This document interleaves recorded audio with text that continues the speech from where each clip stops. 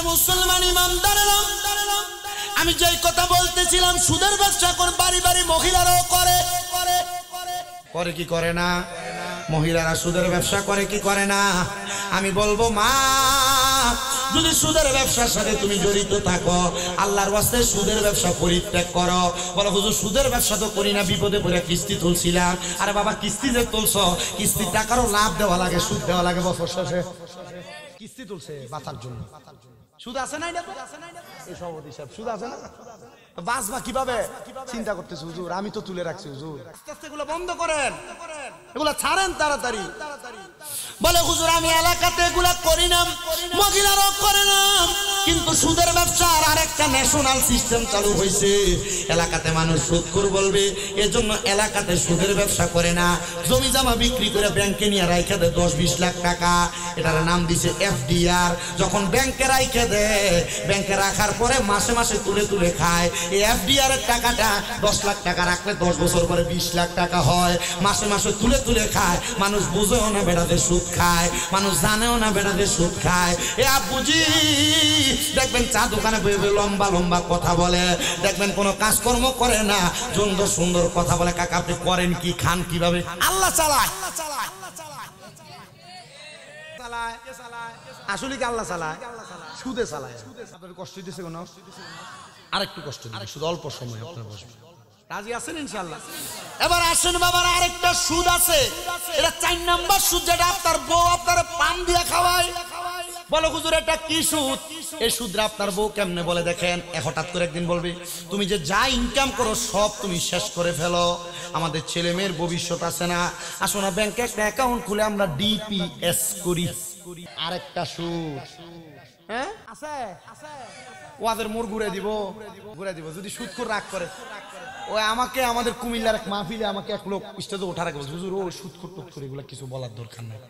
আমি ওয়াজ করতেছি, 8 জন উঠে গেছে। কয়জন? 8 জন উঠে গেছে। পরে ওঠার পরে আমি যখন নামছি, হুজুর দেখছেন আপনি যে সুদের ওয়াজ করছেন, আমাদের যে দান করার যে মূল বড় বড় ব্যক্তিগুলা এরা উঠে উঠে চলে গেছে। আমি বললাম সুদ করে টাকা মসজিদে লাগাবা? আমি বললাম তো কারা তারা কারা? হুজুর সুদের ওয়াজ করার সময় দেখলেন না 8 জন উঠে গেল, সবাই নিরাল বসে আছে। ইমাম সাহেবরাও সুদের ওয়াজ করতে পারে না। সেক্রেটারি হুজুর আপনি জানেন কিভাবে আমাদের সুদ খায়? কেউ আপনার বলছে? কথা বলে না তো, আছে না? আমার মুসলমানেরা, এই ডিপিএস নামক সুদ আপনারা ত্যাগ করেন, আস্তে আস্তে করে নিজে সঞ্চয় করার চেষ্টা করেন। বলে হুজুর টাকা পয়সা তো ঘরে বাড়িতে রাখা যায় না, ডাকাতি হয়, কেমনে রাখবো? ব্যাংকে তো রাখার দরকার। হ্যাঁ রাখবেন, ব্যাংকে অসুবিধা কি? রাখবেন। বলে হুজুর ব্যাংকে রাখলে যদি সেভিংস অ্যাকাউন্ট খোলা হয়, তাহলে তো বছর শেষে কিছু টাকা জমা হয়, কিছু টাকা জমা হয় না হুজুর? বছর শেষে কিছু বাড়তি টাকা আমার অ্যাকাউন্টে জমা হয়। আমি এই প্রশ্নটা আমার একজন উস্তাদকে করেছিলাম, হুজুর ব্যাংকে কিছু টাকা রাখার কারণে আমার মাদ্রাসার, হুজুর কিছুদিন পরে দেখতেছি আমার ব্যাংকের ভিতরে টাকাগুলো রাখার কারণে 6700 টাকা জমা হয়েছে। হুজুর বলে হ্যাঁ এটা ব্যাংকের টাকা, তোমার সুদ দিছে, তোমার টাকাগুলো ব্যাংকে আছে। আমি বললাম হুজুর আমার সব টাকা তো হারাম হয়ে যাবে। বলে এখন টাকার নিরাপত্তার জন্য ব্যাংকে রাখা জরুরি। তুমি রাখছো ঠিক কথা, ব্যাংক কিন্তু তোমার থেকে কাইটেও নিয়ে যায়। হ্যাঁ হুজুর কাইটেও নিয়ে যায় মাসে মাসে। বলে কাইটা যেহেতু নিয়ে যায়, কাইটা টাকা নিয়ে গেল, এটা তোমার রাখার নিরাপত্তার সাথে, কিন্তু যেই টাকাটা যোগ হইল ওই টাকাটা তুমি তুলে ফেলবা, তুলে ফেলা কোনো মানুষকে দিয়া দিবা, তবে সওয়াবের নিয়তে না, সওয়াবের নিয়তে না। এই জন্য ব্যাংকে টাকা রাখবেন, ওই যে টাকা জমা হবে এই টাকাটা তুলে ফেলবেন, তুলে কাউকে দিয়ে দিবেন, সওয়াবের নিয়তে দিবেন যে আমি এই টাকা দান করব, কাম হবে না, ফিরাইবো কবরে গেলে। আল্লাহ আমাদেরকে বোঝার তৌফিক দান করুন, জোরে পড়েন আমিন। হারাম সম্পদের পরের হক খাইও না রে, মানুষকে ওজনে কম দিও না রে, মানুষকে মিথ্যা কথা বলে ব্যবসা কইরো না রে। বলে হুজুর কেন? হুজুর এগুলা করলে কি হবে আপনি বলেন না? এগুলা করলেই তোমার জান্নাতে যাওয়া তুমি ঠেকা যাইবা, জান্নাতে যাওয়া আটকে যাইবা। হুজুর কিভাবে জানতে চাই? জানতে বড় ইচ্ছা হয়। এ মুসলমান এই যে রমজান মাস আসতেছে সামনে, আল্লাহ তাআলা রমজান মাসে যারা রোজা রাখে এই রোজাদারের জন্য স্পেশাল একটা জান্নাত রাখছে, জান্নাতুর রাইয়ান। ওই রাইয়ান নামক জান্নাতে রোজাদাররা স্পেশাল থাকবে। কিন্তু এই রমজান মাস আসলে দেখবেন মিডিল ইস্টের বহু দেশের মধ্যে এরা জিনিসপত্রের দাম কমায়া দেয়, দাম কমে মানুষকে বেশি বেশি করে হাদিয়া দিয়া দেয়। কিন্তু বাংলাদেশের সোনার ছেলে ব্যবসায়ীরা বুট মজুদ করে, তেল মজুদ করে, চিনি মজুদ করে, এরা ডাল মজুদ করে, এরা তেল মজুদ করে, আবার চাউল মজুদ করে, এরা খেজুর মজুদ করে, মজুদ করে করে বাজারের মধ্যে মালের সংকট দেখায়। এবার মালের সংকট থাকলে তখন দামটা বাড়ায়া দেয়, তখন গোডাউন থেকে আইনা আইনা বেশি দামে দামে বিক্রি করে। এমন সিটার মার্কা ব্যবসায়ীও সোনার বাংলাদেশে আছে না নেই? চলে আপনাদের এলাকায়। আমার উদ্দেশ্য হেদায়েত, হেদায়েত হন। আর জ্ঞান আছে সবার। আপনি কি মনে করেন যারা ওজনে কম দেয় এই ব্যক্তি কি জ্ঞান নাই? তার এর জ্ঞান আছে, এই জন্য ওজনে কম দেয়, এর বেশি লাভ হবে। আপনি কি মনে করেন যে ব্যক্তি সুদ খায় তার জ্ঞান নাই? কিভাবে জ্ঞান আছে শুনবেন। আমাদের এলাকার সুদখোর, এ সুদ খায়। তো 1 লাখে বছরে সুদ নেয় 30,000। মানে 1 লাখ টাকা যদি দেয় নেয় 1 বছরের জন্য, 1 বছর পরে 1,30,000 তারা দেওয়া লাগবে। এখন 1 লোক তার থেকে বিপদে পড়ে 5 লাখ টাকা নিচ্ছে। এটা সুদে আসলে 12.5 লাখ টাকা হয়েছে। 12.5 লাখ টাকা যখন হয়েছে তখন চিন্তা করলো যে আমি 12.5 লাখ টাকা এখন যদি আরেক বছর থাকে তাহলে 5 লাখ টাকা সুদ, 3 5 15, 1.5 লাখ টাকা বাড়বে। আমি আর রাখা যাবে না। চিন্তা করছে আমি আমার নিজের বিটার জায়গা বিক্রি করে দিই। এর বিটার জায়গা বিক্রি করছে, বাপের বিটা বিক্রি করে তার থেকে টাকা নিছে 5 লাখ। এরা বলছে ভাই তোমার থেকে আমি 5 লাখ টাকা নিলাম, তো 5 লাখ টাকা নিয়ে এখন তো আমার সুদে আসলে 12.5 লাখ টাকা হয়েছে, তুমি একটু কষ্ট করে উপরের 2.5 লাখ মাফ করে 10 লাখ নিয়ে যাইবা। তখন সুদখোর তারা উত্তর দিছে আমি যদি তোমার থেকে 2.5 লাখ টাকা কম নেই, আল্লাহ কি কবরে গেলে সুদ খানার কারণে আমার একটা মায়ের কম দিবে? এ জানে কবর আল্লাহ পিড়াইবো, তবু এ সুদ খায়। এ বলতেছে আল্লাহ কি আমার কবর একটা পিড়া কম দিবে? আমি কইলাম ইয়া আল্লাহ, তোমার এই কথা বলছে? বলে হ্যাঁ। ও কাকা শুধু সুদ খায় না, এই কথা বলে না, এ 5 ওয়াক্ত নামাজ পড়ে। আপনাদের এলাকায় এমন জাতের মুসল্লি বহুত আছে, আপনি খুঁজা দেখেন। এই জন্য আমাদের এলাকার এক শিল্পী লেখছিল আর কি, আজান দিলে সবার আগে মসজিদে যায়, আবার মসজিদের বাইরে এসে সুদের টাকা খায়। নামাজ হইল না রে তোর, নামাজের লইলি না খবর।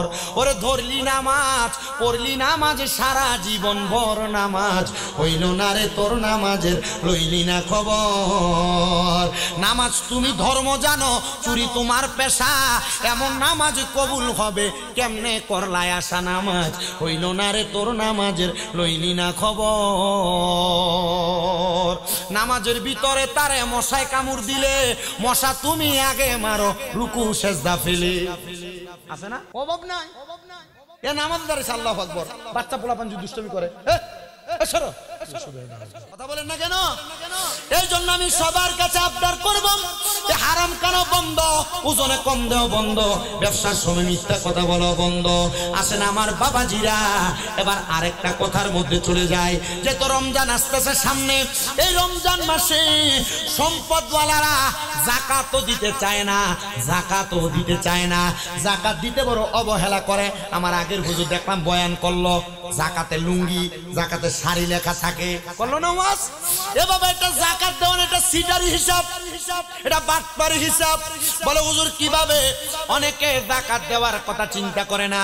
বাংলাদেশে যে পরিমাণ পয়সাওয়ালা আছে তারা যদি হিসাব করে করে যাকাত দিত, আমার মনে হয় সোনার বাংলাদেশে 3 বছর যাকাত দিলে একটা গরিবও থাকবে না। কি এ দেখবেন 20টা লুঙ্গি 20টা শাড়ি আইনা যাকাত দেয়, এলাকা যাকাত দেওয়া শেষ। ঠিক না? না মুসলমান, এগুলা করা যাবে না। মনে রাখবেন আল্লাহর নবীর ঘোষণা, যেই ব্যক্তি যাকাত দেয়, যাকাত তার সম্পদকে পবিত্র করে, যাকাত তার সম্পদকে পবিত্র করে, যাকাত তার সম্পদকে নিরাপদে রাখে। আপনি যদি যাকাত দেন, হুজুর কিভাবে যাকাত দিব?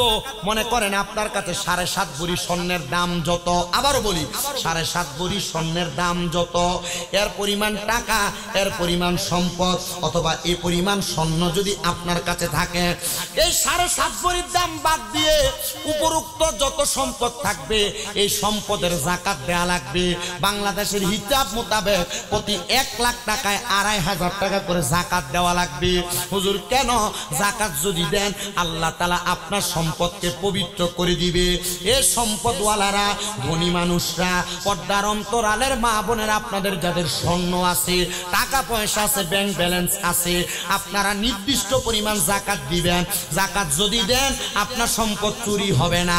যাকাত যদি দেন আপনার সম্পদের ভিতরে মানুষের কোনো নজর পড়বে না। যাকাত যদি দেন আপনার সম্পদের উপরে আগুন লাগবে না। যাকাত যদি দেন এই সম্পদ কোনোদিন অপবিত্র হবে না। যাকাত দিবেন হিসাব করে করে, দেখবেন আপনি যদি যাকাত দেন আপনার সম্পদে বরকত দিতে পারে একজন। আপনারা জোরে বলেন তিনি কে? যাকাত দেয় নাই ফেরাউন, যাকাত দেয় নাই কারুন, যাকাত দেয় নাই নমরুদ। ওই কারুন নামক লোকটার অধিক সম্পদ ছিল কিন্তু সে যাকাত দেয় নাই। দেখবেন নওগাঁ এলাকার বালি, বাংলাদেশের বালি, যে কোনো দেশের বালির মধ্যে কিচির মিচির করে যেগুলা, এগুলা কারুনের সম্পদ। কার সম্পদ? কারুনের সম্পদ। এরা বলছিল যাকাত দাও তোমার সম্পদ আরো বাড়বে। এ বলতেছে যাকাত দিবা, আমার অর্জিত সম্পদ আমি যদি দিয়ে দেই শেষ হয়ে যাবে, না আমি যাকাত দিতে পারবো না। এ কথা বলেছেন আল্লাহ তাআলা, একটা সেকেন্ডও লাগে নাই, পুরা সম্পদ মাটির সাথে মিশিয়ে দিছে।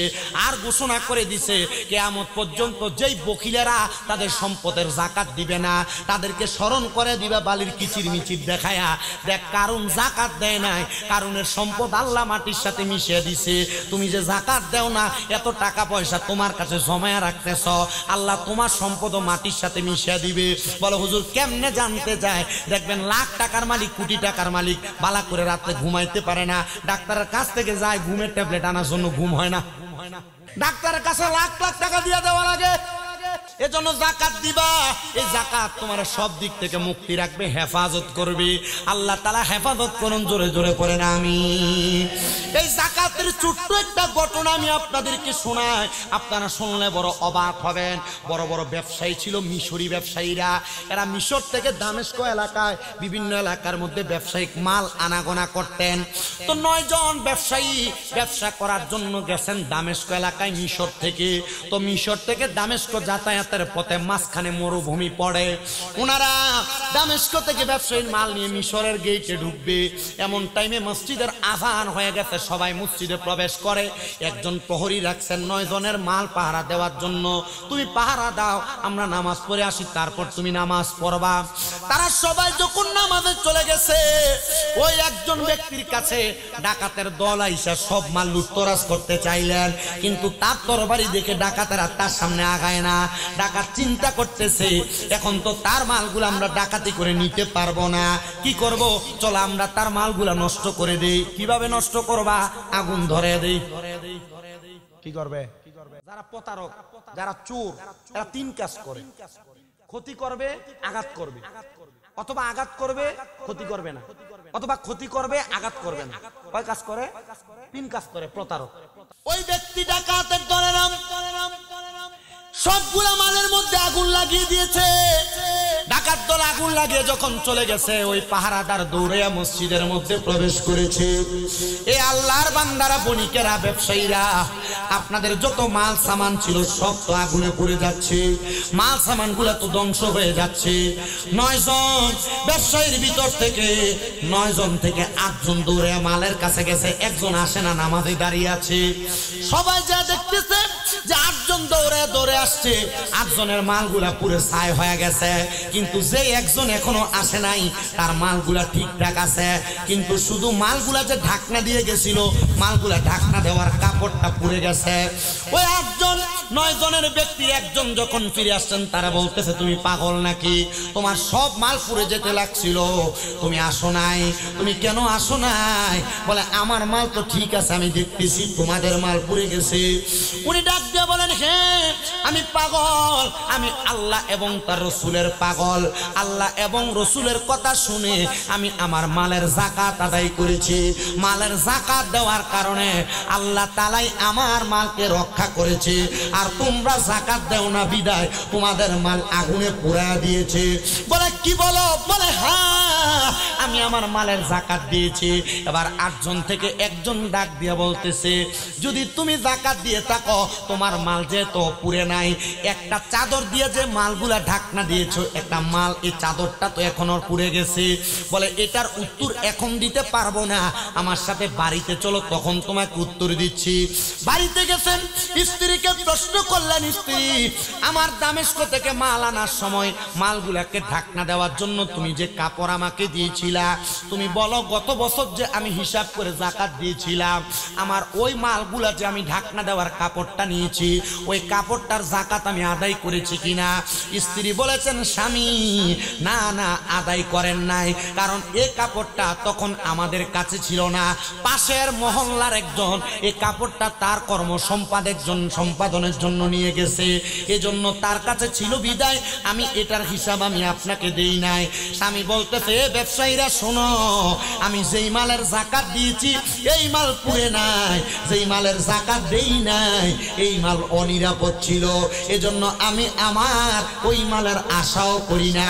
মনে রাখবা, তুমি যদি কারোর কাছে কোনো টাকা না দাও না, কোনো পানা দাও না থাকো, তুমি যদি টাকাটা পাও না, পাওয়ার সম্ভাবনা থাকে, তাহলে ওই টাকার হিসাব করেও যাকাত দেওয়া লাগবে। ব্যাংকে যত টাকা থাকবে হিসাব করে তার যাকাত দেওয়া লাগবে। বলে আমার 2টা বাড়ি 3টা বাড়ি, যেই বাড়িতে তুমি থাকো এই বাড়ি ছাড়া বাকি 2-3টা বাড়ি যাকাত দেওয়া লাগবে। বলে আমার একটা ক্ষেত 2টা ক্ষেত ফসলি ক্ষেত, আমার আপনার প্রত্যেকটা ফসলি ক্ষেতের যাকাত দেওয়া লাগবে। আমার একটা গরু 2টা গরু এগুলার যাকাত দেওয়া লাগবে। হুজুর কেমন করে যাকাত দিব? মসজিদের হুজুর যে রাখলেন এদের থেকে একটু জায়না নিয়েন, কিন্তু আপনি জানতে চান না। মসজিদে গেলে ময়লা দেখলে হুজুরকে ধমকাইতে ভালোই পারেন, কিন্তু যে বিষয় জানা লাগবে এই বিষয় আপনি জানতেই চান না। কথা কন না, ঠিক কিনা? এই মুসলমানেরা এগুলা জায়না নেওয়ার চেষ্টা করবেন। যাকাতের ব্যাপারে একটু কথা বলে দিয়ে গেলাম, আর একটা কথা আমি আপনাদের কাছে বলে দিয়ে যাই, আপনারা আপনাদের নারীদেরকে পর্দা করাবেন। বলে হুজুর কেন পর্দা করাবো? মা বোনেরা এই ব্যাপারে বড় অসতর্ক। আপনি কত সুন্দর নওগাঁ বাজারে ঘুরতেছেন, আব্দুল আজিজ পার্ক না কি জানি পার্ক একটা দেখে আসছে, ওই জায়গায় কত রকমের পার্ক, আসার সময় দেখ আব্দুল জলিল পার্ক, অনেক পার্ক আছে, আপনি সেখানে অবাক ভাবে যাইতেছেন, আপনার মাথার ঘুমটা খোলা, আপনার চেহারা পর পুরুষ দেখতেছে। আমি আমার সব মা বোনদের উদ্দেশ্যে বয়ানটা করে দিয়ে যাই, মাহারা আপনারা শুনে রাখেন, আপনারাও দুনিয়া জমিনে পর্দা করবেন, পর্দা করবেন, পর্দা করবেন, কারণ আল্লাহর কোরআন বলে ওয়াকরনা ফি বুয়ুতিকুন্না ওয়ালা তাবাররাজনা তাবাররুজাল জাহিলিয়াতিল উলা। আল্লাহ তাআলা বলে তোমরা তোমাদের নারীদেরকে জাহিলিয়া যুগের মহিলাদের মতো বের হতে দিও না। দেখেন জাহিলিয়া যুগের মহিলাদের মতো মহিলারা যখন বেপরদা বের হয়, মেয়েটা যখন বেপরদা বের হয়, রাস্তাতে ছেলেরা তাদেরকে টিস্কারি করে, টিস করে, খারাপ আচরণ করে, বাজে ব্যবহার করে। আব্বুজিরা সাবধান, সতর্ক, আপনার কদমে আমি হাত দিয়ে বলি, আপনি আপনার মেয়েকে আপনার বউকে আপনি বেপরদা ছাড়বেন না। মনে রাখবেন রসুলে পাকের ঘোষণা, কোনো মানুষ যদি দুনিয়ার জমিনে তাদের মেয়েকে বেপরদা করে, কোনো মহিলা যদি বেপরদা চলে, আল্লাহ তাআলা একজন বেপরদা নারীর কারণে 4 জন পুরুষকে দোজখে দিবে। 4 জন পুরুষকে, একজন বেপরদা নারীর কারণে কয়জন পুরুষকে দোজখে দিবে? আপনারা আসতে বলতেছেন। আচ্ছা মা কার কার আছে? হাত তোলে। সবার আছে। বউ যারা আছে তারা হাত তোলা রাখেন, বাকিরা হাত তোলেন। বউ আছে কার কার? আছে। বোন কার কার আছে? হাত তোলেন তো। হাত তোলেন। মেয়ে আছে কার কার? মেয়ে আছে। এবার আপনারা একটু শুনেন মনোযোগ দিয়ে। আপনি জাহান্নামে যাবেন না জান্নাতে যাবেন, বিচার আপনার কাছে, আমি ওয়াজ করব। কি বলেন হুজুর? মানে 7.5 ভরি স্বর্ণের পরিমাণ অর্থ যদি থাকে অথবা স্বর্ণ যদি থাকে, এর উপরে যা সম্পদ থাকবে প্রত্যেকটার যাকাত আদায় করতে হবে। আর যাকাত কারে দিবেন? দুনিয়াতে যারা, আপনি নিজেই বোঝেন যাকাত কে পাবে, বোঝেন না যাকাত কে পাবে? একবারে গরিব যারা, একবারে নিম্নবিত্ত যারা, তারা যাকাত পাবে। কিন্তু আমাদের সমাজে এখন অনেক ভিক্ষুক আছে, এরা আমাদের এলাকার এক ফকির মারা গেছে, মারা যাওয়ার পর এর কাঁথার তলে চাউলের দামের ভিতরে টাকা পাইছে 12.5 লাখ। ফকির মারা গেছে। কি মারা গেছে? ফকির। আমাদের কুমিল্লার কান্দির পাড় একটা জায়গা আছে, এই কান্দির পাড়ের এক ফকির আছে, এর অটো আছে 4টা। কয়টা? কথা বলে না। কয়টা অটো? 4টা অটো, 2টা বাড়ি আছে। আমি জিজ্ঞেলাম তোর কামাই কত? কই না হইলে আমার সর্বনিম্ন 2,500 টাকা কামাই আছে। আমাকে একদিন আমি জিজ্ঞেলাম তুই তো কষ্ট করে ভিক্ষা করস, চল আমার সাথে, আমি তোর একটু নাস্তা করাই। মাঝে মাঝে এদের প্রতি একটু মায়ার নজর দিয়েন ভিক্ষুক। আর আপনি তো জানেন আপনি আপনার মায়ার নজর রহম করবেন, কারণ নবীদের হাদিস লা ইয়ারহামুল্লাহু মান লা ইয়ারহামুন নাস, যে ব্যক্তি মানুষের প্রতি রহম করেন আল্লাহ তার প্রতি দয়া করেন। আপনি মানুষের প্রতি দয়া করেন, করবেন না? এই যে রমজান মাস আসতেছে, আপনার পক্ষ থেকে যে কোনো একজন ব্যক্তিকে একটু ইফতার দিবেন। 2 জনকে যদি বেশি সামর্থ্য থাকে 2 জনকে দিবেন, বেশি মানুষকে ইফতার দিবেন। বুট কিনা দিবেন, চনা কিনা দিবেন, ডাল কিনা দিবেন, 2 কেজি খেজুর কিনা দিবেন, মুড়ি কিনা দিবেন, সেমাই কিনা দিবেন। হুজুর কেন? নবীজি বলছেন তোমাদের যদি সামর্থ্য থাকে তাহলে তোমরা তোমাদের মুসলমান ভাইদেরকে 1 গ্লাস দুধ দ্বারা ইফতার করাও, যদি এটা না পারো একটা খেজুর দ্বারা ইফতার করাও, যদি না পারো 1 গ্লাস পানি দ্বারা ইফতার করাও। যদি এটা করো আল্লাহ তাআলা ইন্তেকালের পর তোমাদেরকে কাউসারের পানি দ্বারা সম্মানিত করবে। ইফতার করাবেন তো ইনশাআল্লাহ। এলাকার কোনো গরিব আছে, সাহারি করার জন্য আপনি গরুর গোশত দিয়ে ভাত খাচ্ছেন, আপনি একটু প্রয়োজনে 1 কেজি আলু দিবেন, গরুর গোশতের সাথে মুরগির সাথে 1 কেজি আলু দিবেন। আপনার তরকারি গ্রানটা যখন পাশের ঘরে যায় ওই মানুষটার মনে কষ্ট যায়, আরে আমি যদি একটু গোশত দিয়া ভোর রাতে ভাত খেতে পারতাম। আপনি আপনার বাড়ি থেকে 1 বাটি 1 পেয়ালা তরকারি তার বাড়িতে পাঠাবেন। কি দরকার আছে না? দরকার আছে না? দুধ দিয়ে কলা দিয়ে আপনি ভাত খান, কিন্তু সে গরিব, সে পারে না। আপনি 1 কেজি দুধ তার কিনা দিবেন। রমজান মাসের হিসাব বুঝেন না? আল্লাহ তাআলা 70 থেকে 700 গুণ সওয়াব দিবে 1 টাকা দান করলে। আপনি এতদিন 70-এ পড়েছিলেন, আমি নবীর হাদিস শরীফ পড়ে দেখি 70 থেকে 700 গুণ সওয়াব দিবে। এই রমজানে আল্লাহ তাআলা পাক এবং পবিত্র করবে। কষ্ট হইতেছে আপনাদের? অসুবিধা হইতেছে আপনাদের? আপনাদের কাছে কি মনে হইতেছে যে আমি কথাগুলো বলতেছি এগুলো কাজে লাগবে? আব্বা কোনো সমস্যা হইতেছে আপনাদের? একটু বইলেন, আল্লাহ কবুল করুন। তাহলে রমজান মাসে মানুষের প্রতি রহম করবেন তো, দয়া করবেন তো, মায়া করবেন তো ইনশাআল্লাহ? পড়ে না তো? জোরে বলেন ইনশাআল্লাহ। কোন কথা বলতেছিলাম? কোনটা বলতেছিলাম? পর্দা। এই পর্দার কথা ছিল। এই পর্দার ধারাবাহিকতা আসে। আপনারা যারা বউ আছে, মা আছে, বোন আছে, মেয়ে আছে, নবী আমার বলেছেন দুনিয়াতে যেই ব্যক্তির একটা কন্যা সন্তান আছে তার জন্য একটা জান্নাত বরাদ্দ। 2টা কন্যা সন্তান থাকলে 2টা জান্নাত বরাদ্দ। 3টা কন্যা সন্তান যার আছে সেই ব্যক্তি আমি নবীর সাথে জান্নাতে থাকবে। কিন্তু এই মায়াটা বেপর্দা ঘুরে, চুল ছাড়া দিয়ে ঘুরে, রাস্তাঘাটে চেহারা দেখায় ঘুরে, পরপুরুষের সঙ্গে কথা বলে, জিনা এই মেয়ের কারণে বাবা জান্নাত পাবে না। কোনো বাবা মেয়ে জন্ম দেওয়ার পরে বাবা যদি মেয়েকে পর্দা না করায়, যখন মেয়েকে হাসরের ময়দানে প্রশ্ন করবে তুমি কেন পর্দা করাও নাই, মেয়ে বলবে আমার আব্বাই আমার পর্দা করায় নাই, তখন মেয়ে এবং বাপ 2 জনকে দুজক আগুনে দেওয়া হবে। আপনার মায়া গায়ে হলুদের অনুষ্ঠানে যে ডান্স মারে, যেই নাচান আছে না, আপনার মায়ার কারণে আপনি দুজকে যাবেন।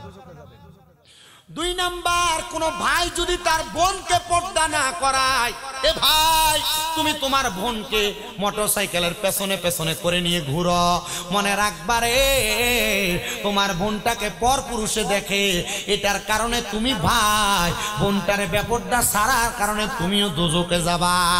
3 নাম্বার, কোন সন্তান যদি তার মাকে পর্দা না করায়, ওই সন্তান তার মাকে বেপর্দা চালানোর কারণে মা সন্তান 2 জন দোজকে জ্বলবে। আর 4 নাম্বার, আপনাদের যাদের বউ আছে, আপনারা তো কত সুন্দর বউকে নিয়ে ছোট ভাইয়ের সামনে বসতে দেন, বলে তুমি আমার ছোট ভাইকে ভাত বেড়ে দাও, ভাত বেড়ে দেয়, কথা সত্য, কিন্তু আপনি বলেন এটা তোমার ভাইয়ের মতো কি হবে, কিন্তু নবী বলেন না, ভাইয়ের মতো না, একটা ভাবির জন্য তার দেবর হলো কাল সাপের মতো মৃত্যু সমতুল্য। একটা বাবিকে তার দেবর যদি দেখে তাহলে বাবিটা মৃত্যুবরণ করেছে এমন হয়ে যায়।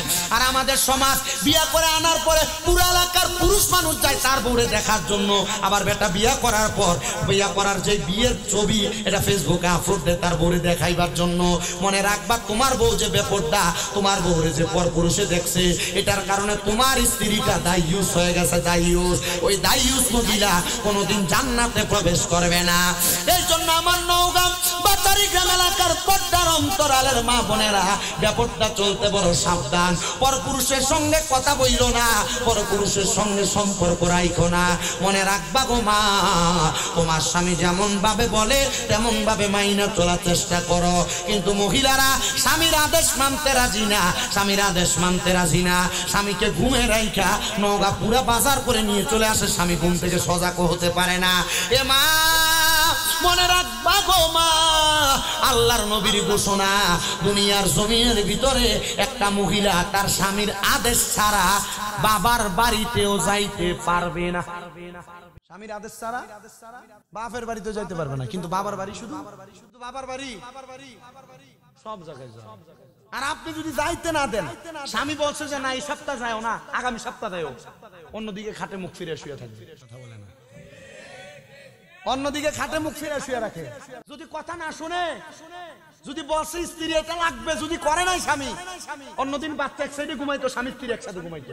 ওই দিন ঝগড়া হওয়ার কারণে বাচ্চা মাঝখানে চলে আসে। কষ্ট হইতেছে, আমি শেষ করে দিব। আমি আর অল্প কিছুক্ষণ সময় আছে আপনাদের কাছে, অল্প কিছুক্ষণ, 1 ঘন্টা 35 মিনিটের হয়ে গেছে। আমি আসি আপনাদের কাছে আর অল্প কিছুক্ষণ সময়, একটু কষ্ট করে বসেন। আব্বুজিরা আপনাদেরকে নিয়ে দোয়া করবো, দুরূদ সালাম পরে আমি চলে যাব। আপনাদের কষ্ট হবে, অসুবিধা হবে, আপনারা একটু কষ্ট করে আব্বুজিরা, সোনামানিক ভাইয়েরা বসবেন আপনারা শুধু। আল্লাহ যেন কবুল করে। একটু দুরূদ শরীফ পড়েন। আল্লাহুম্মা সাল্লি ওয়া আলা আলি সাইয়্যিদিনা। আমার একটা জিনিস ভালো লাগছে, আমাদের এদিকে ওয়ালা আলী সাইয়্যিদানা মাওলানা মোহাম্মদপুর, আপনার শাফিয়ানা মোহাম্মদপুর মারহাবা পড়েন। শাফিয়ানার অর্থ খুব ভালো। কি অর্থ জানেন? শাফিয়ানা মানে সুপারিশকারী নবী মোহাম্মদ। সুবহানাল্লাহ পড়েন। আপনি যদি ওই নবীর প্রতি বিশ্বাস থেকে কবরে যান, কবরে রাখবে বিসমিল্লাহি ওয়া আলা মিল্লাতে রাসূলুল্লাহ বলে কবরে রাখে না, ওই রাসূল আপনাকে কোলে নিবে। নবীজির কোল মোবারকে যদি আপনি উঠতে পারেন, আপনার চিন্তা আছে? ভয় আছে বাবা? চিন্তা করে দেখেন, এটা আমার কাছে ভালো লাগছে। একটু মোহাব্বত নিয়ে পড়েন। আল্লাহুম্মা সাল্লি আলা সাইয়্যিদিনা শাফিয়ানা মাওলানা ওয়া আলা আলি। ভাল লাগে না? আমার কাছে প্রথম শুনে শুনে ভাল লাগছে, এজন্য আমি আপনাদেরকে উপরে, আমি একটু পয়রা এই জায়গাটা আমি বুঝি নাই প্রথমে, পরে যখন পড়তেছেন পরে আমি বুঝা নিছি, পরে আমার কাছে ভালো লাগছে, কুলজা ঠান্ডা হয়ে গেছে।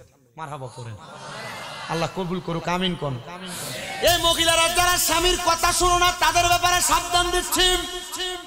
তোমার স্বামী তোমাকে কোনো কাজ করতে বলে তুমি শুনো না, তোমার ব্যাপারে সাবধান দিচ্ছি।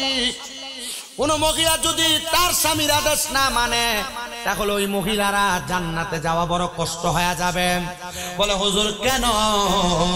কারণ হইল এই মহিলা স্বামীর অবাধ্য, স্বামীর কথা শুনে না, এটার কারণে আল্লাহ তাআলা ওই মহিলার প্রতি নারাজ হয়ে যায়। যারা স্বামীর আদেশ মানো না, বলে হুজুর কেমনে মানবো?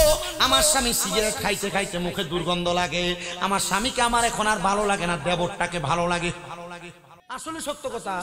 আপনি সিগারেট খেয়ে বাড়িতে যান, আরে পায়খানার গন্ধ আরো ভালো আছে, সিগারেট যারা খায় এদের মুখের থেকে দুর্গন্ধ করতেছে। হুজুর আমাদেরকে এত বেয়াজ্জতি করলেন। বেয়াজ্জতি না, নবীজি বলছেন দুনিয়াতে যদি জাহান্নামীদের নিদর্শন দেখতে চাও, তাদের দিকে তাকাও যাদের মুখের ভিতরে আগুন। আচ্ছা মুখে আগুন কাদের থাকে? বললেন না, হিন্দুদের শুধু থাকে মুখে আগুন, যারা সিগারেট খায় এদের মুখে আগুন থাকে না।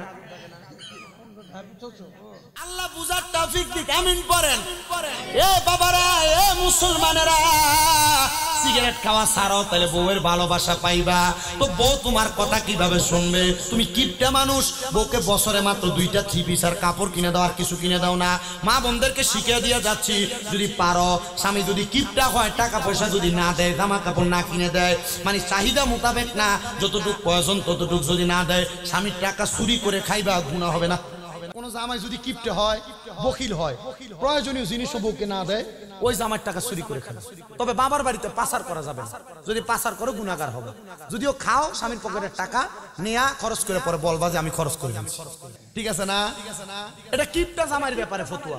তবে যারা কিপটা না এদের ব্যাপারে ফতুয়া না, যে সব কিছু তোমাকে দেয়, তুমি বেশি বেশি চাহিদা করো। আমি দেখছি বহুত মহিলারা তাদের স্বামীর উপর বেশি চাহিদা প্রকাশ করার কারণে, বেশি চাহিদা পোষণ করার কারণে স্বামী হালাল পন্থা ইনকাম না করে হারাম পন্থা ইনকাম করে, আছে না? মানে স্ত্রী বেশি চাহিদা, ছেলে মোটরসাইকেল চাইতেছে, দামি মোবাইল চাইতেছে, দামি জামা কাপড় চাইতেছে, এখন জামাই দিতে পারতেছে না, বাপ দিতে পারতেছে না, তখন বাবা হারাম পথে ইনকাম করে, ঠিক না? এ ব্যাপারে সাবধান হবে। আর স্ত্রীদের প্রতি মোহাব্বত করবেন। কারণ আমাদের স্বভাব, আমি আমার স্ত্রীকে অমুক মারানি জি বলে গালি দিই, স্ত্রীকে গালি দেয় না, শান্তি দেরি হলে ঠাস করে চটকনা লাগাই। চটকনা বলেন না থাপ্পড় বলেন? থাপ্পড় লাগাই দেয় ঠাস করে। নবীজি দুইটা হাদিস লক্ষ্য করেন। রহমতের নবীর ঘোষণা, দুনিয়ার জমিনের ভিতরে তোমরা তোমাদের স্ত্রীদের মা বাবার নাম তুলে গালি দিবা না। নবীজি কেন? নবীজি বলছেন আমি নবীজি মহিলাদের বাবা। নাই সুবহানাল্লাহ, আরো জোরে সুবহানাল্লাহ। আমি নবী মহিলাদের বাবা। 2 নাম্বার, তোমরা তোমাদের স্ত্রীদের গালের মধ্যে আঘাত করবা না। নবী কেন? বলে তোমাদের স্ত্রীরা হলো তোমাদের কাছে সাময়িক সময়ের মেহমান। জোরে জোরে পড়েন সুবহানাল্লাহ। মনে রাখবেন, যদি আপনি অত্যাচার করেন বউ জান্নাতে যাবে, আল্লাহ তাআলা এই বউকে জান্নাতের 40টা হুরের সরদারিনী বানায় দিবে। আর আপনি যদি বউকে মারেন, যদি বউ যদি হুরগুলার শিখিয়ে দেয় একটা একটা করে মার, আপনি মারবেন দুনিয়াতে একটা, আর 40টা হুর একটা একটা করে মারলে 40টা খাবেন আপনি। এবার আসেন বাবাজিরাম, আপনাদের দোষের কথা বলে নিলাম। আমরা পুরুষ মানুষও বেশি স্বভাব ভালো না, আমাদের স্বভাবও একটু উল্টা পাল্টা। আমরা বউয়ের সামনে শালীর প্রশংসা করি, ভাবির প্রশংসা করি। এ মহিলারা, এটাও যদি তোমার স্বামী করে, তুমি নিজেকে লক্ষ্য করবা। তোমার স্বামী কাজ করে এসে তোমার কাছে এক গ্লাস পানি চাই, তুমি দাও না। আর স্বামী যদি ভাবির ঘরের সামনে দেওয়া, বলে ভাবি একটু পানি দেন তো, রোদ থেকে আসছি, ভাবি লেবু চিপা শরবত বানায়, তখন আর বউকে ভালো লাগে না রে, স্বামীর কারা ভালো লাগে, ভাবি একটু ভালো লাগে। এজন্য মহিলারা মনে রাখবাম, স্বামীর আদেশ মানবাম, অমান্য করবা না, স্বামীর কথা শুনে শুনে চলবা। আর আপনাদের কাছে আমার আবদার, মহিলারা যদি আপনাদের কথা না শুনে রাগান্বিত হওয়ার কিছু নাই, এদেরকে পাম দিয়ে চালানোর চেষ্টা করবেন। কারণ আল্লাহ তাআলা বাম আদম আলাইহিস সালাতু ওয়াস সালামের বাম পাজরের বাঁকা হাড় দিয়ে যেহেতু তাদেরকে বানাইছে, তারা একটু বাঁকাই চলবে। বলে হুজুর কন্ট্রোল করতে পারিনি, এই জন্য মাঝে মাঝে মারি। আরে বাবা, আপনি কি আপনার চাইতে বড় আলেম ছিলেন আল্লামা শেখ সাদী রহমতুল্লাহ আলাইহি, যিনি গুলিস্তা এবং বোস্তা লিখেছেন। আল্লামা শেখ সাদী বলে, আমি আমার নিজের বউকে কন্ট্রোল করতে পারি নাই, দুনিয়ার মানুষ কেমনে কন্ট্রোল করবে এটা তারা জানে। হুজুর কিভাবে? আল্লামা শেখ সাদী রহমতুল্লাহ আলাইহি বলছেন কিভাবে কন্ট্রোল করছি জানো? বলে কিভাবে কন্ট্রোল করছেন?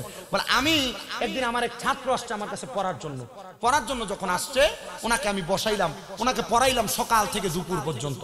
দুপুর যখন হইলো, আমি আমার ছাত্রকে বললাম, ছাত্র তুমি যেহেতু দুপুর হয়ে গেছে, আমার বাড়ি থেকে কিছু খায়া যাবে, তুমি আমার এখান থেকে একটু খায়া যাবা। আল্লামা শেখ সাদী রহমতুল্লাহ আলাইহি উনি গেছেন, পেছনে যায় দেখতেছেন ঘরে কোনো খানা নাই। খানা বউ চাউল নিয়া পাতিলের মধ্যে রাখছে, পানি দিয়ে রাখছে। এখন তো আমরা সিলভারের পাতিলে রান্না করি, আগে মাটির পাতিলে রান্না করতে। মাটির পাতিলের মধ্যে চাউল নিয়ে রাখছে, চাউলে পানি দিয়ে রাখছে, সবজি কাইটা সবজিতে পানি দিয়ে রাখছে। আল্লামা শেখ সাদী রহমতুল্লাহ আলাইহি এটা দেখে বউকে একটা ধমক দিছে, এখনো রান্না হয় নাই। বউ বলছে লাকড়ি তো আনেন নাই, লাকড়ি জোগাড় করতে পারলা না? সাদীর মাথায় ধুরুম করে মারছে বাড়ি মারাতে পাইলার নিচ ভাঙ্গা, যে পাইলার কাঁচা আছে, কাঁচা আল্লামা শেখ সাদীর গলাতে এভাবে ঝুলে গেছে। আমাদের সমাজে যদি বউ এভাবে মারতো স্বামীকে, উল্টে মারতেন না আপনি? উল্টে মারতেন আপনি?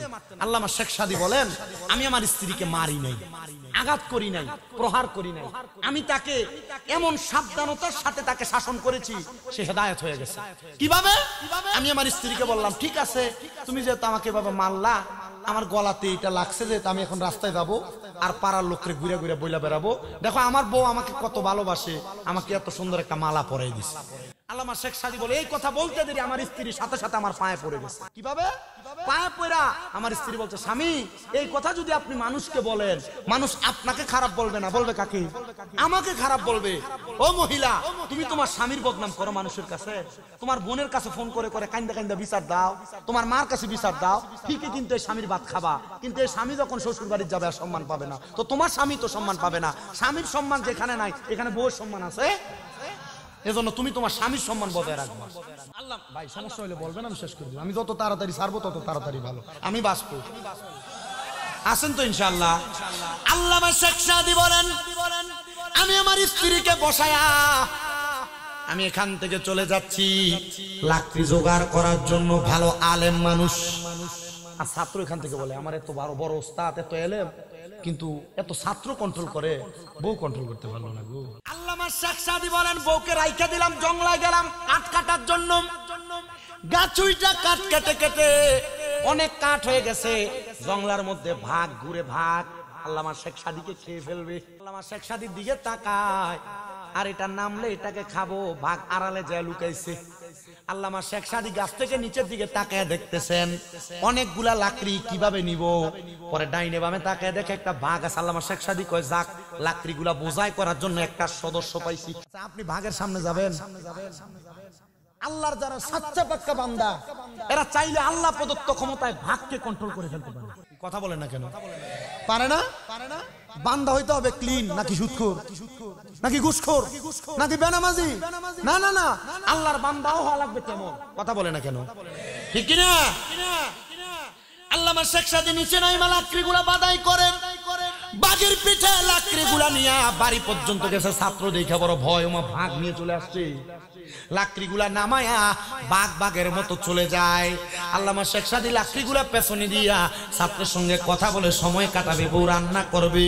আসার সাথে সাথে ছাত্র সালামও দেয় না, জিজ্ঞাসা করে, হুজুর একটা জংলার বাঘকে কন্ট্রোল করতে পারলেন, কিন্তু নিজের ঘরের বউটাকে কন্ট্রোল করতে পারলেন না। হুজুর বলে, তুমি কি সব শুনছো? হুজুর শুনছি। আপনি চাইলে তো আরেকটা বিবাহ করতে পারেন, বিবাহ কেন করেন না? হুজুর বলে, 3 শয়তান কন্ট্রোল করতে পারি না, তুমি আমারে বলো 5 শয়তান কন্ট্রোল করতে। ছাত্র বলে, হুজুর বিবাহের কথা বললাম, আপনি শয়তানের কথা বললেন, বুঝতে পারলাম না। হুজুর কেন এই কথা বললেন? আল্লামা শেখ সাদী রহমতুল্লাহ আলাইহি বলেন, বাবা মনে রাখবা, একটা পুরুষ মানুষকে ধোঁকা দেওয়ার জন্য তার সাথে একটা করে শয়তান আছে। একটা নারী মানুষকে, মায়া মানুষকে ধোঁকা দেওয়ার জন্য তার সাথে 2টা করে শয়তান আছে।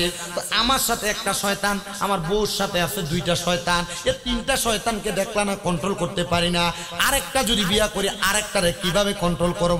ছাত্র কই, হুজুর বুঝতে পারছি, তার মানে একটা বিয়েই ভালো, 2টা বিয়া করতে গেলে কন্ট্রোল করতে বড় ভেজাল। এ বেটা মানুষ, 2টা বিয়া করবা, সাবধান হইবা, আগে দেখবা প্রথমটারে কন্ট্রোল করতে পারো কিনা, তারপরে 2টার দিকে নজর দিবা। আল্লাহ যেন কবুল করে, জোরে পড়ে না আমিন। কেন এটা বলছি? আপনি আপনার বউয়ের সামনে বউয়ের প্রশংসা করেন, আপনি আপনার স্ত্রীর সামনে আপনি প্রশংসা করতেছেন আপনার ভাবি। বউর সামনে মাঝে মাঝে বউর তরকারি খারাপ হইলো, আজকে তরকারি খুব মজা হয়েছে, শুধু একটু লবণটা বাড়াই দিলে চলতো না। আপনি তো লবণ কমেছে কিনা, হ্যাঁ এভাবে রান্না করলে বাবার বাড়িতে যাও, আপনি এভাবে ধমক দেন। আপনি এভাবে না বলে বলতেন তরকারি পাক ভালোই হয়েছে, লবণ একটু কম হয়েছে আর কি, ভবিষ্যতে বাড়াই দিন। আপনি এভাবে বলেন না, আপনি সমাজে শালীনতা, পরিবারের শালীনতা আনতে পারছেন না। আল্লাহ যেন কবুল করে, জোরে পড়ে না আমিন। কিন্তু আরেক জাতের পুরুষ আছে, এই পুরুষটা বউ যা কয় তা শুনে। আমাদের সমাজে মানে কুমিল্লা এলাকায় এই বেটারে বউ পাগল বলে না, বেট্টা বলে, বেট্টা। আপনাদের দিকে বলে এগুলা? আপনাকে বলছে আঙ্গুল দিয়ে দেখাইতে? আপনি কেন এটা কেন করতেছেন এখানে বসে? আমার মুসলমান ইমানদারেরা গভীর মনোযোগ দিয়ে বয়ান শ্রবণ করার চেষ্টা করেন। হে মুসলমান, এ নবীর উম্মতের দল, আশিকি রাসূল ভাই বাবারা, বন্ধুরা, এবার আল্লাহর বান্দারা, দুনিয়ার জমিনের ভিতরে বউয়ের কথা শুনে অনেকে মা বাপকে আলাদা করে দেয়, ভাত দেয় না, এমন সন্তানও আছে। আছে না নাই? আপনার বউ আপনার কথার কথাই বলেছে, এ স্বামী তোমরা তো 2-3 ভাই, তুমি একা কেন তোমার মা বাপরে ভাত খাওয়াও? তারা খাওয়াইতে পারে না, এই কথা শুনে যারা তোমাদের মা বাপকে আলাদা করে দিছ, মা বাপকে বাদ দাও না, মা বাপকে জুদা করে দিছ। সন্তান তোমার কাছে আমার আবদার, আমি শামীম রেদানা, যদি নওগাঁ রাজশাহী বিভাগের বড় আলেম আইনা ওয়াজ করাও, আর মা বাপরে ভাত না দাও, মা বাপের প্রতি অত্যাচার করো, মা বাপরে তুমি অন্যায়ভাবে খারাপ আচরণ করো, এমন ওয়াজ দিয়ে কোনো লাভ হবে না। দেশ সন্তান এমন যদি কেউ করে থাকো, দাও তোমার পাও আমার সামনে দাও, আমি প্রয়োজনে আমার জিহ্বা দিয়ে তোমার পাও পরিষ্কার করে দিব। ওয়াদা করবা এখান থেকে বাড়িতে যাইয়া মা বাবার পা ধরে ধরে মাপ চাইবা। এ মা আল্লাহর রাস্তে আমারে মাফ করে দেন। সন্তান আম্মা আব্বার কাছে মাফ চাইলে তোমার দাম কমবে না, সম্মান কমবে না, ইজ্জত কমবে না। আম্মা আব্বার কাছে মাফ চাইবা, মাফ চাইবা, মাফ চাইবা। মনে রাখবা মা বাবার কাছে ক্ষমা চাইলে আল্লাহ তাআলা তোমার সম্মান, তোমার ইজ্জত বাড়ায় দিবে, তোমার সম্মান, তোমার ইজ্জত বাড়ায় দিবে। আমি শেষ করছি বয়ানটা, কিন্তু অনেকে মাফ চাইবে দূরের কথা। হুজুর দুইদের সময় আমি মা বাবার পা ধরে সালামি করি না, আমি মাফ চাইব তো দূরের কথা। সন্তান রে, ওই মা বাবা তোমারে যদি মাফ না করে স্বয়ং আল্লাহ তাআলা তোমারে মাফ করবে না। মা বাপ যদি তোমার প্রতি নারাজ থাকে, আমার আল্লাহ তাআলা তোমার প্রতি নারাজ থাকবে। নবীজির ঘোষণা, সাখাতুর রব্বি ফি সাখাতিল ওয়ালিদাইন। আম্মা আব্বার অসন্তুষ্টিতে আমার আল্লাহ অসন্তুষ্ট হয়ে যায়। রিদার রব্বি ফি রিদাল ওয়ালিদাইন। আম্মা আব্বার সন্তুষ্টিতে আমার আল্লাহ সন্তুষ্ট হয়ে যায়। এজন্য আজকের মাহফিলটা কবুল হবে কি হবে না এটার গ্যারান্টি আমি দিতে পারবো না, তবে একটা গ্যারান্টি দিয়ে যাই, আগামীকালকে যদি শোনো বাচারি গ্রামের দোকানের মধ্যে কোনো মুরব্বী বৈশা বৈশা বলতেছে, হ্যাঁ আজকে শামীম রেজার ওয়াজ শুনে আমার সন্তান বাড়িতে আইসা আমার পায়ে ধরে মাফ চাইছে, মনে করবা মাহফিল কবুল হয়ে গেছে। বলে হুজুর আমি তো কোনোদিন আম্মা আব্বার সাথে কোনো অন্যায় করি নাই, আমিও কি মাফ চাইবো নাকি? সন্তান, হ্যাঁ মাফ চাইবা, মাফ চাইলে আল্লাহ তাআলা তোমার দাম বাড়ায় দিবে, সম্মান বাড়ায় দিবে। কিন্তু অনেকে চিন্তা করে, হুজুর হুজুর যাদের বাড়িতে বাবা আছে তারা বাড়িতে যাইয়া বাবার পায়ে ধরে মাফ চাইবে, যাদের বাড়িতে মা আছে তারা বাড়িতে যাইয়া মার পায়ে ধরে মাফ চাইবে। হুজুর আমার তো আব্বা নাই, আমি কার পায়ে ধরে মাফ চাইবো? হুজুর আমার তো মা নাই, আমি কার পায়ে ধরে মাফ চাইবো? সন্তান মা বাপ যদি কবরে থাকে, মাফ চাওয়ার যদি কোনো সুযোগ না থাকে, নবীজির ঘোষণা মোতাবেক চোখের মনি কোঠার মধ্যে একটা মাছির মাথা পরিমাণ পানি ছাইরা দিয়া যদি কেউ কান্না করে, ওই পানি মাটিতে পড়ার আগে আমার আল্লাহ তাআলা তার মা বাবার জীবনের গুনাহ মাফ করে দেয়। এ পর্দার অন্তরালের মা বোনেরা, এ যুবক ভাইরা, মুরব্বী বাবারা, তোমাদের মা বুঝি কবরে, বাবা বুঝি কবরে। সামনে রমজান মাস আসতেছে, অনেকেই মা বাবার জন্য আফসোস করবে। অনেকের মা বাবা তাদেরকে ভোরবেলা ডাক দিয়ে দিয়ে উঠে উঠে ভাত খাওয়াইতো। অনেক সন্তানেরা মা বাপ সুন্দর সুন্দর ইফতার তৈরি করতো, মা বাপ নিয়ে বসে বসে ইফতার করত। এখন মা নাই, এখন বাবা নাই, চোখের সামনে দামি দামি খাবার থাকবে, কিন্তু মা বাপরে খাওয়ানোর মতো ক্ষমতা তুমি সন্তানের নাই, কারণ তারা কবরে। সন্তান, ওই মা বাবা যদি কবরে থাকে, আল্লাহ তাআলা তোমার মা বাপরে কবরে যেন সুন্দর খাবারের ব্যবস্থা করে দেয়, সুন্দর রিজিকের ব্যবস্থা করে দেয়, কবরে জান্নাতি নিয়ামতের ব্যবস্থা করে দেয়। আমি দোয়া করার আগে তোমাদের সবার কাছে বলবো, 50, 100 টাকা, 500 টাকা, 10, 20 টাকা, যে যা পারো কিছু কিছু করে একটা কাপড় আপনাদের কাছে যাবে। একটু মাহফিল কমিটির ছেলেরা দাঁড়াও, একটা কাপড় নিয়ে যাও। আপনারা যে যা পারেন মা বাবার জন্য দান করবেন। আল্লাহর হাবিবের ঘোষণা, আস-সাখিয়ু হাবিবুল্লাহ, দানকারী আল্লাহ তাআলার বন্ধু। আপনি দান করবেন, আল্লাহ তাআলার বন্ধু হয়ে যাবেন। 10, 20 টাকা, 50, 100 টাকা, 500, 1000 টাকা, যে যা পারেন। একটা চাদর নেও, চাদরে করে করে দিবেন। মা বোনের কাছে একটা চাদর পাঠাও। 10, 20, 50, 100 টাকা করে যে যা পারেন দিবেন। যদি 500 টাকা নগদ দেন, 1000 টাকা নগদ দেন, আমার কাছে আসবেন, মনটা ভরে দোয়া করবো। আমি মুসাফির মানুষ, কারণ 3 ব্যক্তি দোয়া কবুল হয়, এর মধ্যে মুসাফির একজন। পারেন নাকি কেউ 10, 20, 50, 100 টাকা করে দিবেন নগদ? একটু তাড়াতাড়ি করেন, তাড়াতাড়ি দোয়া করে দিব, বিদায় হয়ে বাড়িতে যাবেন, ঘুমাবেন আরামসে।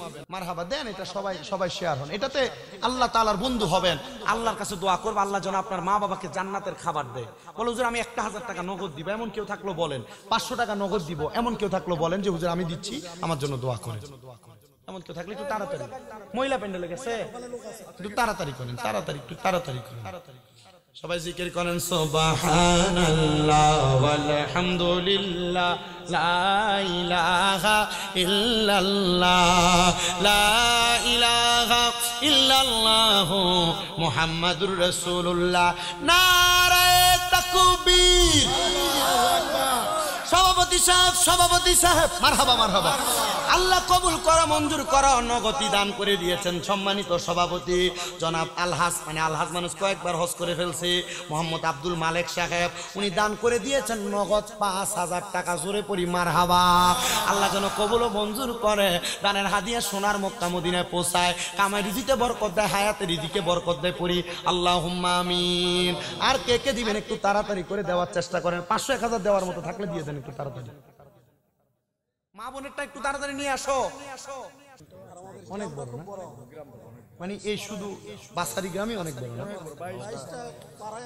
22টা পাড়ায় বাসারি গ্রাম আমি গুগল ম্যাপে ঢুকে দেখি বাসারি গ্রাম দেখা দিই পুরো নওগাঁর ম্যাপ যত বড় বাসারি গ্রামের ম্যাপ এত আমি তাকে আমি দুইটা মেম্বার না হ্যাঁ দুইটা মেম্বার লাগে দেখছেন আমি তো অবাক আরেকটা আছে মনে হয় যে ওইদিকে বাসারি গ্রাম না ওইটা বাচারি গ্রাম এটা বাচারি গ্রাম না এটা অন্তঃস্তর এটা রসিন্দর একটা না আরেকটা আছে এই নওগাঁতে নাই নওগাঁতে আর নাই না নওগাঁতে রাজশাহী বিভাগে হয়নি আচ্ছা আমি মনে হয় গুগল ম্যাপসে ঢুকছিলাম তো ম্যাপসে ঢুকে আমি কোন এলাকায় যাওয়ার আগে আগের রাতে আমার কার ড্রাইভারের কাছে আছে গুগল ম্যাপসে ঢুকে আমি পুরো এলাকার দেখি ডাইনে বামে দেখি হয়ে গেছে সব শেষ হয়েছে আদায় হয়েছে আল্লাহ যেন কবুল করে পড়েন আমিন আস্তে আস্তে আমিন পড়ছেন কি দোয়া করবেন না আপনারা আর দোয়া ও মুখুল ইবাদত দোয়া ইবাদতের মূল দোয়া ইবাদতের মুগুজ এতক্ষণ যে ইবাদত করলেন ওয়াজ শুনলেন এই দোয়াটাও তো করে যাবেন ইনশাআল্লাহ দোয়ার বরকতে আল্লাহ শুনো সবাইকে দান করে গজল কইব আমার জায়গা হবে নি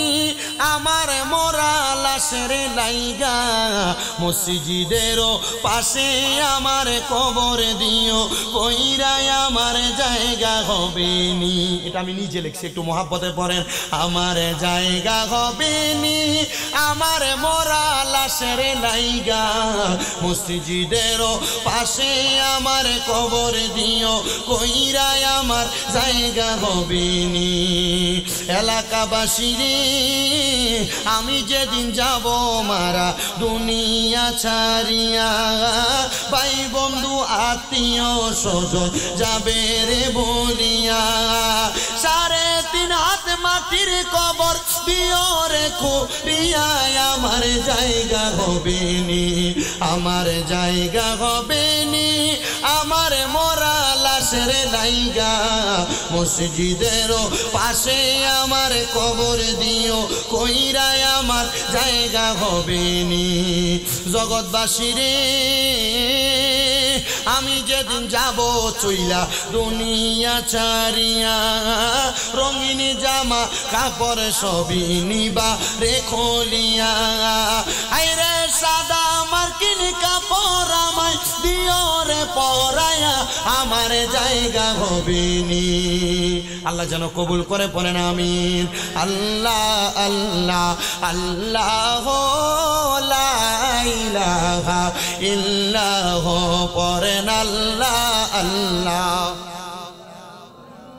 লা ইলাহা ইল্লাল্লাহ নবীজি রহমতের ভান্ডার ঘোষণা আল্লাহর রাহমাতুল লিল আলামিন বলে জানিয়েছেন পরওয়ার নবীজি আল্লাহ আল্লাহ আল্লাহ লা ইলাহা ইল্লাল্লাহ আল্লাহ আল্লাহ আল্লাহ লা ইলাহা ইল্লাল্লাহ মা আমেনা স্বপ্ন দেখে গর্বে তাহার নূর সেই নূরেরই নাম রাখিলেন মুহাম্মদ রাসূল নবীজির আল্লাহ আল্লাহ আল্লাহ লা ইলাহা ইল্লাল্লাহ রহমত বরকত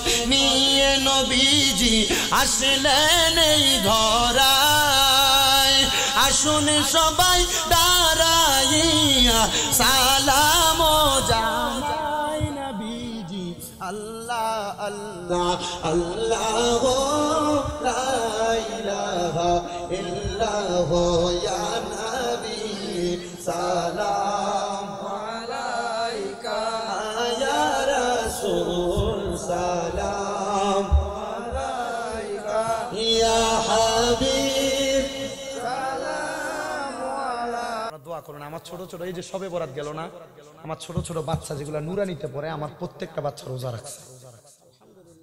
আলহামদুলিল্লাহ বললেন না?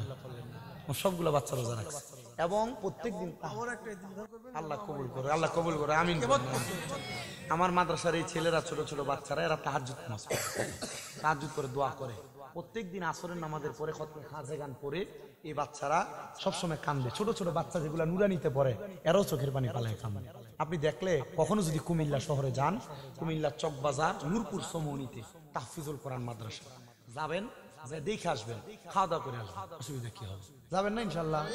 যদি যাইতে পারেন, আমি হুজুরকে দাওয়াত দিয়ে গেছি, আমার ভাইকে দাওয়াত দিয়ে গেলাম, ভাইকে দাওয়াত দিলাম, সভাপতি মহোদয়কে দাওয়াত দিলাম, আপনাদেরকে দাওয়াত দিলাম। আপনারা দেখে আসবেন আমার মাদ্রাসা, ছাত্রদের উপর মাথায় নুরানি হাত বুলিয়ে দিয়ে আসবেন। আল্লাহ কবুল করেন, আল্লাহুম্মা আমিন। আলহামদুলিল্লাহি রাব্বিল আলামিন, আসসালাতু ওয়াসসালামু আলা রাসূলিহিল কারীম। রব্বানা আতিনা ফিদ দুনিয়া হাসানাতাও ওয়া ফিল আখিরাতি হাসানাতাও ওয়া কিনা আযাবান নার। মাবুদো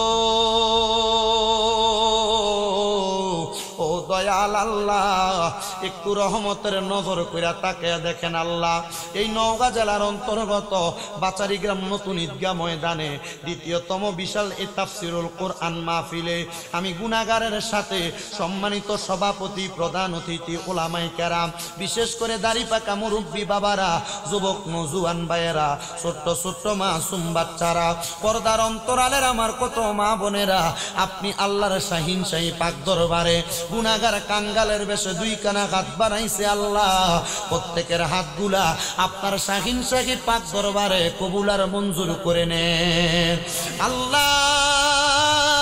আজকের মুনাজাতের হাদিয়া আখিরি নবী মুহাম্মদ মুস্তাফা হাম্মদ মুস্তাফা সাল্লাল্লাহু আলাইহি ওয়াসাল্লামের রওজা মুবারকে কবুল মঞ্জুর করেন।